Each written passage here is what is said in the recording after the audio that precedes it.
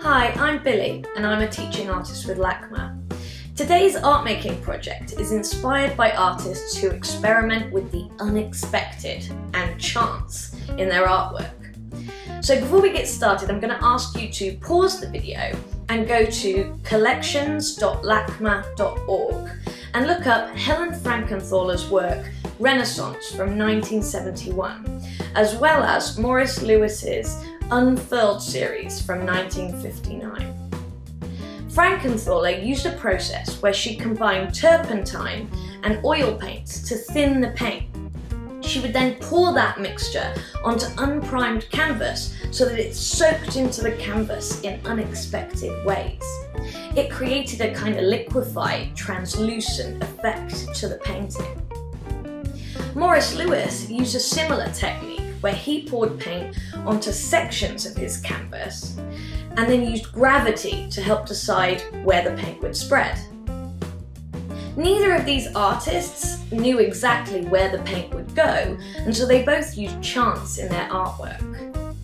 Inspired by that idea, we are going to make our own unexpected marble paintings.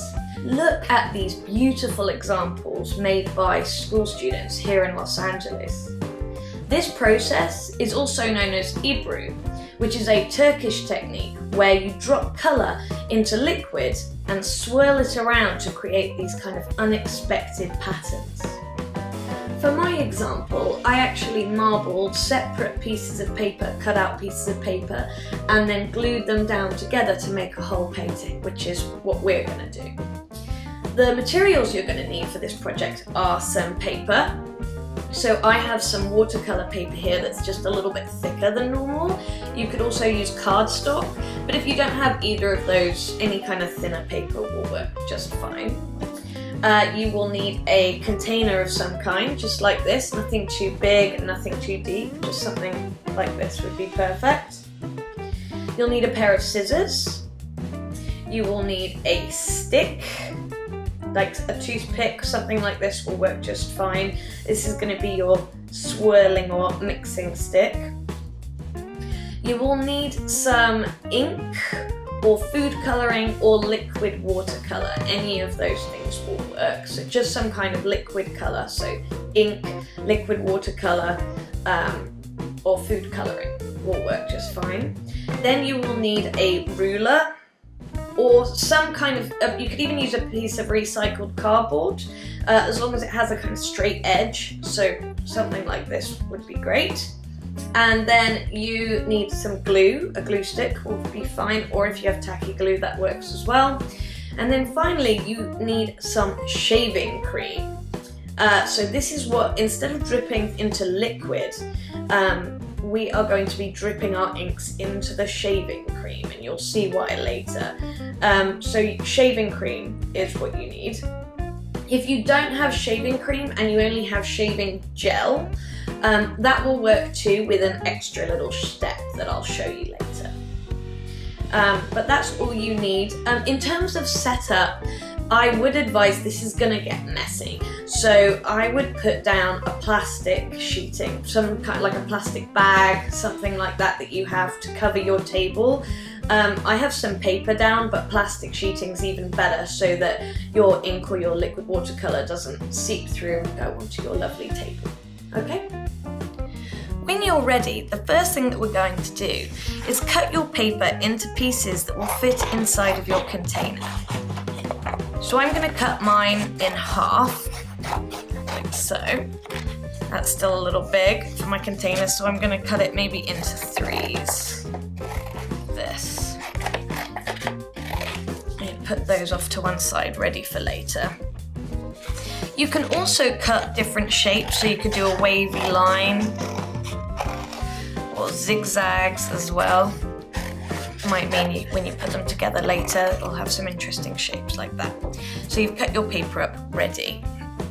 The next thing that we're going to do is fill your container with the shaving cream. So you've got to shake your shaving cream up like so, and then gently press down and fill the bottom of your container with the shaving cream. This is where it gets really messy.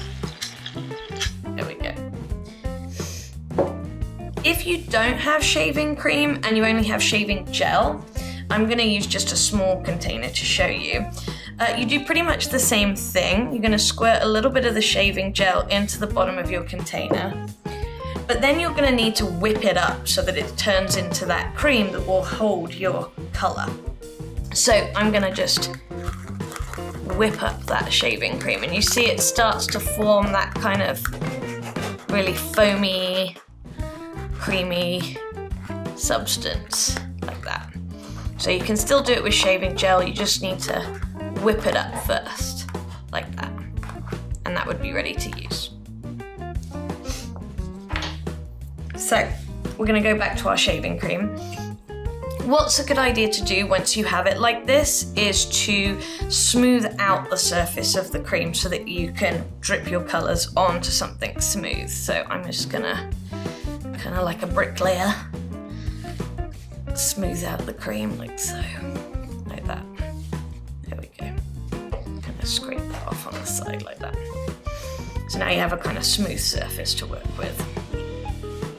The next thing you're going to do is take your ink, liquid watercolor or food coloring, and you're going to squirt it into your shaving cream.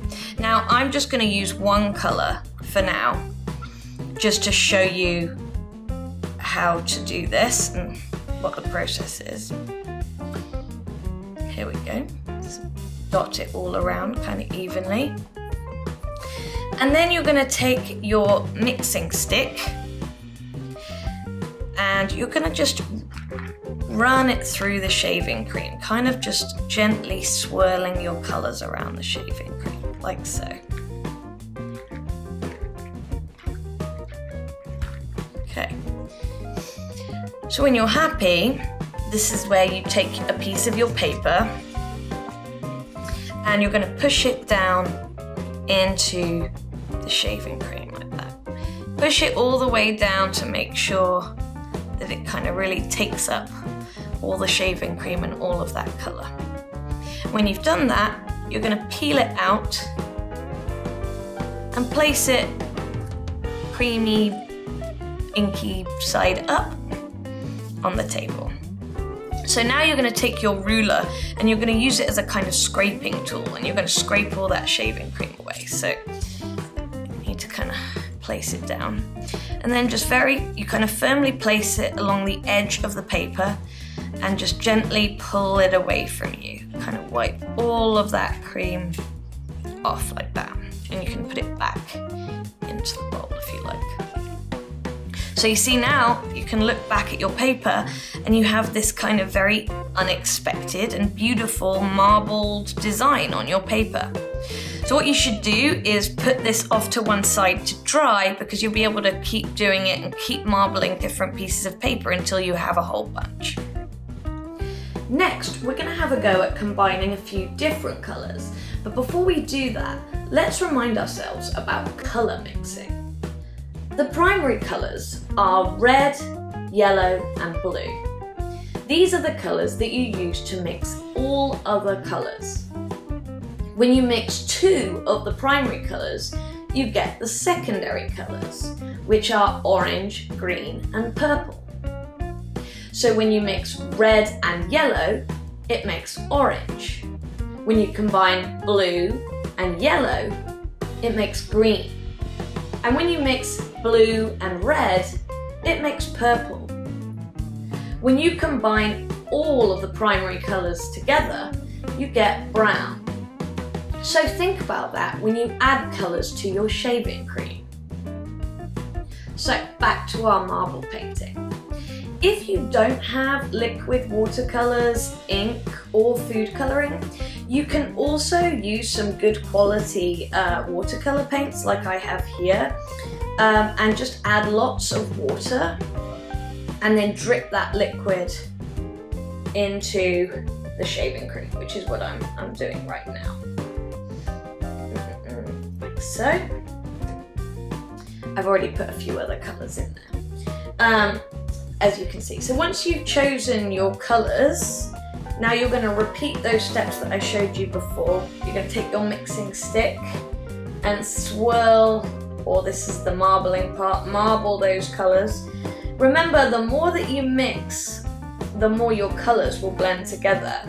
So I like to just blend it just a little bit so that my colours kind of stay bright and strong and kind of on their own and don't all mix together completely. But you can experiment with that a little bit.